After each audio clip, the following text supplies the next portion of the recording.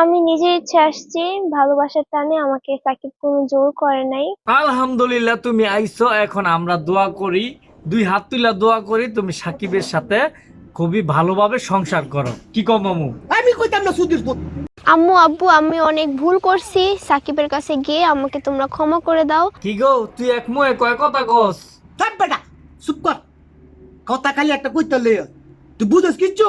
বাসের ঘর মজা পাইছে না, অনেক কি করবো এলাকা আইয়া পড়ছি। শরীরের মধ্যে রক্ত উঠতেছে না, মাথার মধ্যে অনেক।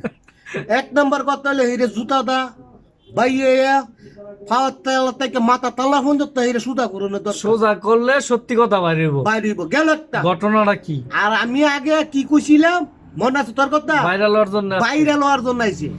আর হে দুই নাম্বার কথা হইলো বল্টু যখন দেখছে নাই আতাইয়া, কথাটা বুঝছ না আমি কি কইছি? ভাইয়ার কথা সম্ভব না এটা, বুঝছ? হ্যাঁ। আতাই দেয় বল্টু না আরাও নাই। হ্যাঁ, কি দিকে থাকবো? কি দিকা আতাইবো আর কিও আতাইবো, কথা বুঝছস কি কইছি? হ্যাঁ, অনেক সুপরিস্থিতি বাধ্য হয়ে কি করবো?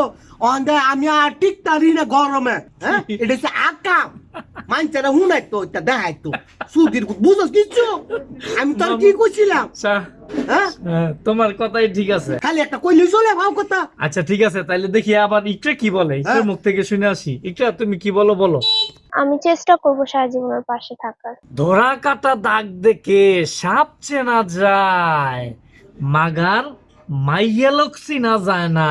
হ্যাঁ, নদীর পানি মা বাজা, মাইয়া মানুষ মা বাজা না। না। বুঝছস না? হ্যাঁ, ইত্যাছে হেজা, কেন চাই এলো? ইত্যাছে হেজা, বুঝছস না কেন বেটা? মাশাল্লাহ ইকরা, তোমার মার খুব স্বপ্ন ছিল তোমার মায়ও ভাইরাল হইব। তোমার মার স্বপ্নটা পূরণ হইছে তোমার কারণে।